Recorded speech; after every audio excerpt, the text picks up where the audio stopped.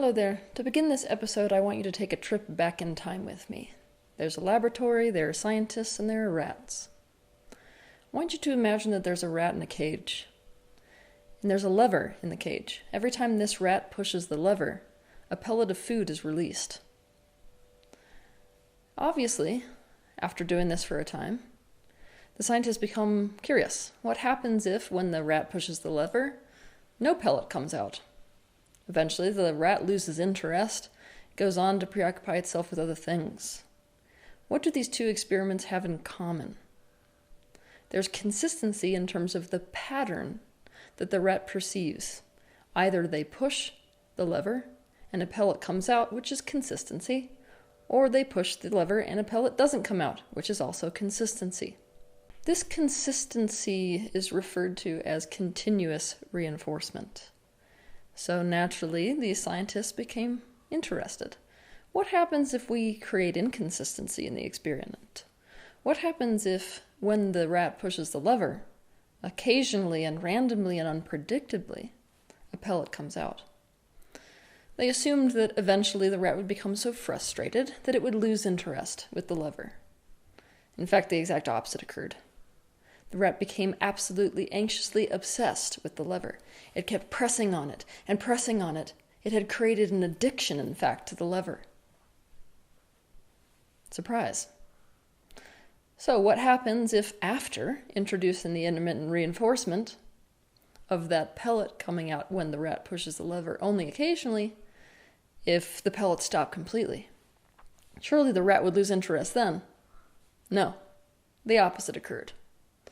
If the rat received random pellets, once the pellets stopped completely, the rat remained completely obsessively controlling over that lever. It basically became so incredibly addicted to it that regardless of whether it was getting nothing at all, it neglected its grooming habits and its health deteriorated completely.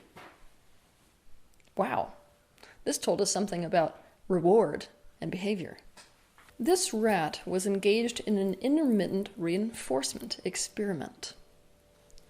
Now, intermittent reinforcement refers to much more than just this scenario, where a reward is randomly, unpredictably, and inconsistently given. For the sake of this episode, we're going to assume that intermittent reinforcement applies to things you want that are only granted inconsistently, unpredictably, and occasionally.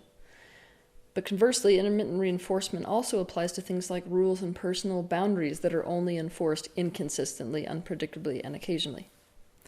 This causes people to become confused and either become terrified about how to interact with the person setting the rule or boundary, or to conversely push the limits until they get what they want from the person who is enforcing that rule or boundary. Intermittent reinforcement creates addiction. Just think about gambling.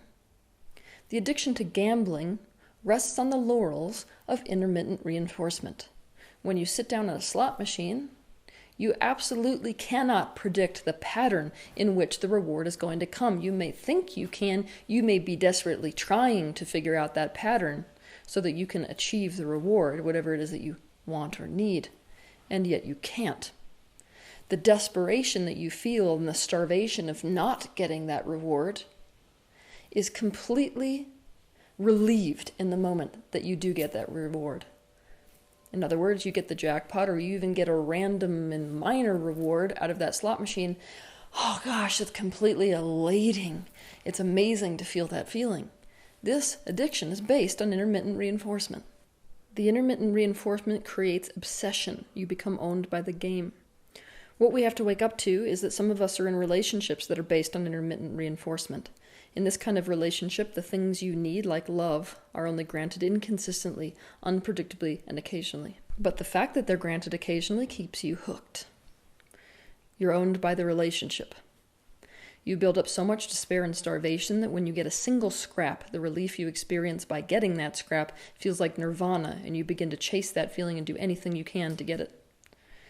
If you're in this kind of a relationship, you're either the scientist tormenting the rat, with the potential of pellets, or you're the rat in the cage caught in the cycle of torment. No matter what, if you're in an intermittent reinforcement relationship, you are in an abusive relationship. Abuse is not usually the conscious intent, but it is abuse nonetheless. Intermittent reinforcement can happen with any need or want that we have, and it is especially prevalent in relationships relative to emotional needs. Things like commitment, things like affection, appreciation, closeness, a sense of belonging. Some people fear intimacy. They fear the closeness that comes with relationships. They suffer from insecure attachments, especially people who are avoidant or who experience the avoidant attachment. Now, here's the thing. If you fear intimacy and you have that panic that comes up in relationships in terms of being in them, then most likely the response you're going to have to that type of fear is to try to gain control back over the relationship. So on a conscious level, you're not trying to be abusive, but on a subconscious level, the aspect of you is being abusive, because what it's doing is occasionally giving out what your partner wants so that you can guarantee that they're going to behave in the way you need them to behave. You're intermittently reinforcing your partner. They have no idea that you're doing this. Your partner ends up at your mercy, desperate for the occasional closeness that you grant. Let's give you an example of this. A man spends a wonderful night with a woman, talks to her, connects on a deep level one day, and then the next he doesn't return her phone calls, acts like they're strangers, and pulls away. Then randomly is able to connect again, especially when he senses her pulling away. However, for some people, intermittent reinforcement is much more intentional. This is especially true for people who fall into the category that psychologists would call a personality disorder, things like borderline or narcissist or sociopathy. For these people, control is deliberate. On top of other emotionally abusive tactics like gaslighting, they give or withhold certain needs from their partner, granting them either randomly enough to develop an addiction in their partner, or giving them in response to the exact behavior they want to see in their partner. An example of this is a woman who refuses to make love to her husband unless he cuts off a relationship with his family, or a man who beats his wife or emotionally abuses her, but whom occasionally says I'm sorry and takes her on a wonderful date and buys her what she's been wanting for months. Keep in mind that intermittent reinforcement can be much more insidious and hard to recognize than these rather blatant examples.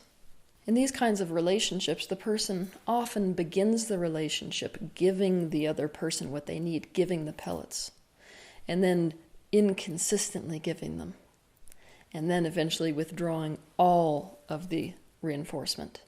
Now, what happens when they withdraw all of the reinforcement is that the person remembers that period of time where they experienced intermittent reinforcement.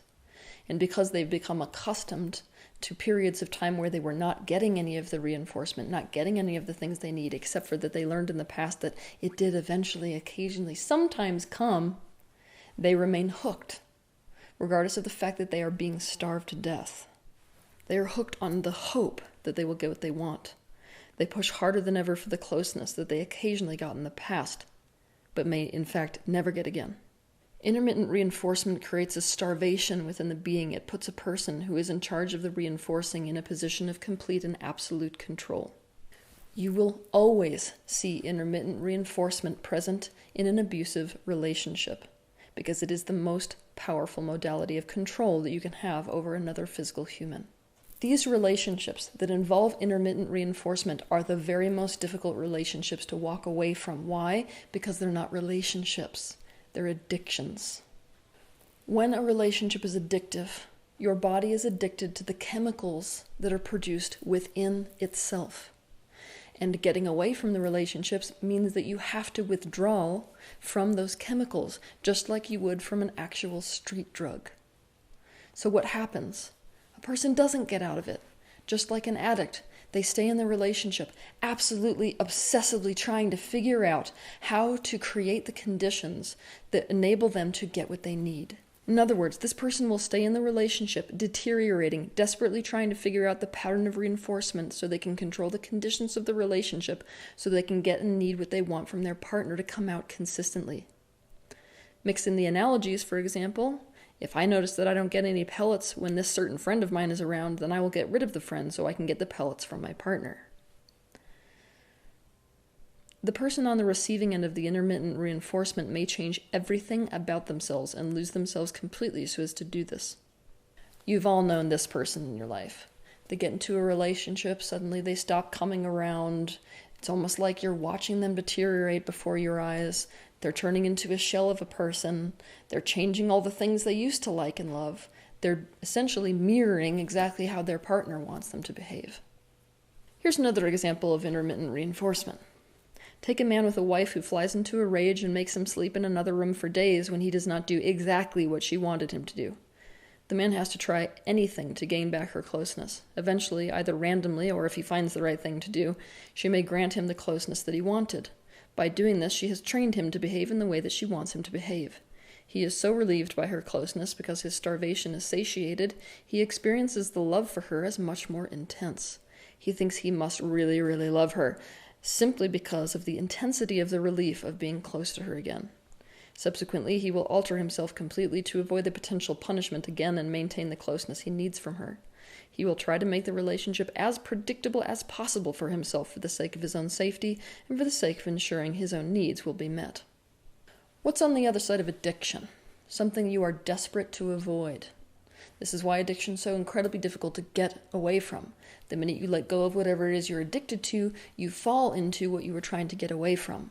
As it applies to a relationship, this can be things like a feeling of unsafety, a feeling of not belonging, a feeling of isolation, a feeling of emptiness. And those are the kinds of things you have to face when you get out of an addictive relationship.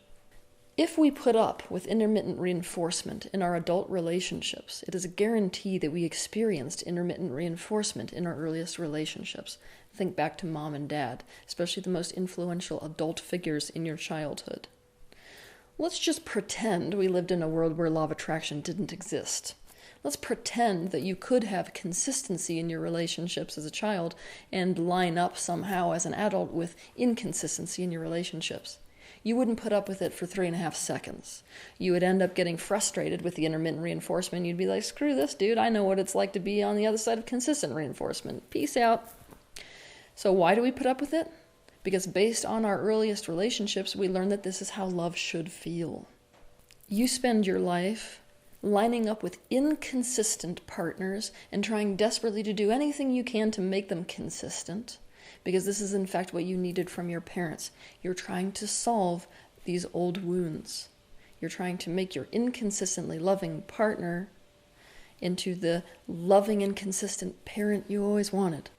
Take a look at the people in your early life. Did any of them meet your needs, especially emotional needs, only inconsistently, unpredictably, and occasionally? I'm going to tip you off to a really, really covert pattern. Often the parent that we feel the closest to and the most affection for, that we always want desperately and love, is the one who in fact practiced intermittent reinforcement with us. So a lot of times if we look back and we have one parent who's the demonized parent, we find that the intermittent reinforcement may have come from them also, but often came from the one that we have such an incredibly strong, intense bond and tie to, the one we want. If you are in an intermittent reinforcement relationship, there is absolutely no middle ground. Consistency is the only answer. It's the only way to actually live a healthy life within the context of this relationship. To live in a healthy relationship, you have to have consistency. You have to have consistency to develop emotional security within a relationship. And so either you develop security, or you remain miserable for the rest of your life, or you cut that person loose. So I'm just going to be really super blunt with you. Either you have a partner who's willing to work towards consistency with you and to create it in the relationship, or you're with a partner who has absolutely no intention of this, and whose intention is in fact to control you completely. They have no intention of changing this pattern because it serves them to stay in control and keep you the rat in the cage with its paw obsessively on the lever so they can ensure that their needs are met. If you are with this kind of partner, you have reason to be afraid. You cannot trust them because they, in fact, intend, either consciously or subconsciously, to betray your best interests for their own aim, which is to control you. This desire to control you also has its roots in trauma, but before you fall into the codependent pattern of thinking you can heal them, it must be known that it is highly unlikely that anyone, least of all you, will be able to do this, because controlling you benefits them. It's how they avoid their own shadows.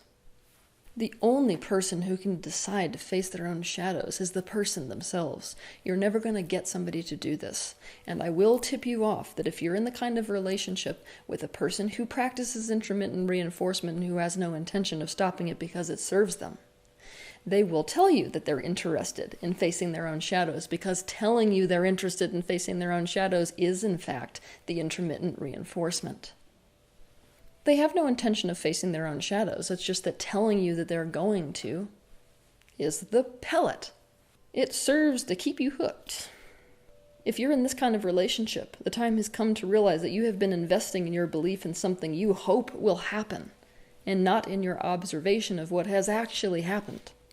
Nourishing the hope preserves the status quo, and you are in a relationship with a fantasy. This is not conscious creation. This is in fact a form of denial. Now remember how earlier I said that intermittent reinforcement is a bit more complicated than just involving rewards. It also involves people who don't keep boundaries or rules consistently. This is the role, if you're on the receiving end of an intermittent reinforcement, that you have to play. The reality is that you don't keep your boundaries consistently. Instead, you treat your boundaries like gambling chips. You're willing to give them away in return for something you want. And this may seem benign, but it's in fact your own control tactic. You're trying to gain control over getting what you want by giving something away. In other words, it's a control dynamic on both sides. So you have to get clear about your boundaries. This relationship cannot be transactional and be healthy at the same time. Once you're clear about your boundaries, you have to be very consistent about them. To understand more about boundaries, watch my video titled How to Develop Healthy Boundaries. So to reiterate, if you're in a relationship with somebody who is willing to create consistency in the relationship, who isn't just saying that as a form of intermittent reinforcement, then here is what you have to do. 1, they have to be willing to be consistently granting of your needs within the relationship. They have to respond regardless of the fact that they don't feel like responding. For example, I may not feel like getting close to you, even though I know it's what you need me to do and what the health of the relationship requires of me. I have to do it anyway. On top of that, I have to look at the aspect of me that is causing me to not want to respond in that way. Knowing that I have to get close and that closeness is the key to making this relationship healthy, let's address the aspect of me that is saying, don't get close, pull away. 2, and here is the most important part, because chances are if you're watching this video, you're on the receiving end of the intermittent reinforcement relationship. You need to really be clear about your boundaries and keep them 100%. That means know who you are. Stick to your likes, stick to your dislikes, stick to your values, stick to your interests, and stick to yes versus no. When you say no, it means no. Don't give in. Never make threats in the relationship unless you are 100% willing to follow through with them. Never make promises unless you are 100% willing to keep them. Stop nagging and begging your partner. If they are not giving you what you need, even after you have told them what you need, go get it elsewhere. Decide exactly how much you are willing to put into the relationship before walking away. Be as consistent with your true self as you possibly can, so there is no room for manipulation from the other person. If you're at the point where you are ready and willing to be honest with yourself that you're in fact in a relationship with a person who practices intermittent reinforcement but who has no actual intention of changing, you get to ask yourself whether you want to stay in a relationship where this quite literally is the way it will be for the duration of as long as you are with this person, or whether you are ready to cut your losses and walk away.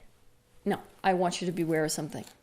If you are with a partner who practices intermittent reinforcement, they are immediately going to shift when you walk away.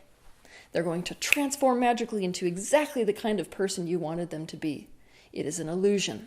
This illusion is in fact the pellet. It is yet another form of intermittent relationship reinforcement. And what happens? The minute you get back into the relationship and the minute you commit again, that illusion's going away. They're going to withdraw the pellet and they're going to go right back to doing what they were always doing to begin with. It is extremely difficult to move past this relationship because it is not a relationship, it is an addiction. You will go through withdrawals from the chemicals that your own body produces and fall into the very thing you're trying to avoid by engaging in this relationship, just like a street drug addict when they choose to quit using. So don't be hard on yourself if it feels like you've lost yourself in the relationship, and if it feels like your life falls apart by leaving them. Surround yourself with supportive people who are open to understanding the difficult dynamic of addictive relationships and whom don't unfairly expect you to just get over them, as if you can flip a switch. If you manage to break free from this kind of relationship, it will feel like you have exited an alternate reality. It will feel like you have come out of a fog. It will feel like you have no idea who the hell you are, but as time goes on, you will feel as if you have found yourself again, like you were lost and now you have come back. I can promise you that even though in the beginning it may feel absolutely horrible to get out of this relationship, it will be the best thing you could have possibly done. If you need help with a breakup, watch my video on YouTube titled How to Survive a Breakup and/or Heartbreak. Intermittent reinforcement within a relationship is the most powerful motivator on earth. It is the most powerful way to manipulate another person. It is what keeps you hooked. Intermittent reinforcement is so often the reason why we cannot create any kind of stability and emotional security within our relationships, and why we cannot leave relationships when they are a direct affront to our sense of well-being. So if you notice that you are in this kind of relationship, congratulations, you've made the first step. The first step is we have to become aware that we are in an intermittent reinforcement relationship. The next step is we have to change it. Have a good week.